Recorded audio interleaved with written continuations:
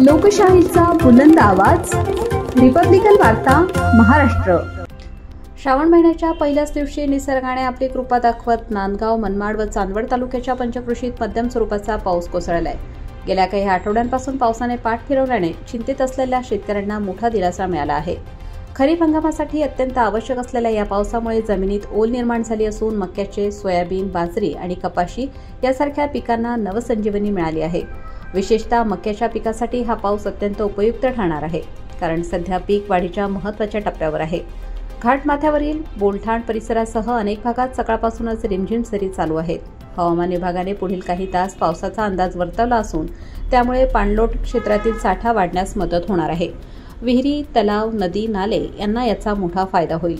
स्थानिक शेतकरी व ग्रामस्थांनी आपले आराध्य देव महादेवाचे आभार मानले आहेत। श्रावणात महादेवाची कृपा लाभते आणि त्यामुळेच हा पावसाचा आशीर्वाद लाभला असे म्हणत अनेकांनी आनंद व्यक्त केलाय। आता एकच अपेक्षा की असा समाधानकारक पाऊस पुढील दिवसांमध्येही सुरू राहील, बळीराजाला भरभरून धान्य देता येईल आणि संपूर्ण भागात समृद्धी नांदेल।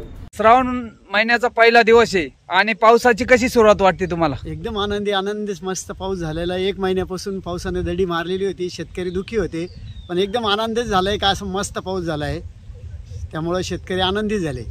पाऊस झाल्यामुळे तुम्हाला अजून काय काय फायदा झाला तुम्हाला? फायदा आमच्या या मक्का जळून चालल्या होते, बाजरी जळून चालली होती, कांद्याचे रोप वगैरे यांच्या आधी हे झालं, पण एवढंच करावं सरकारने का आता सध्या पाऊस झाल्यामुळे आनंदित आहे।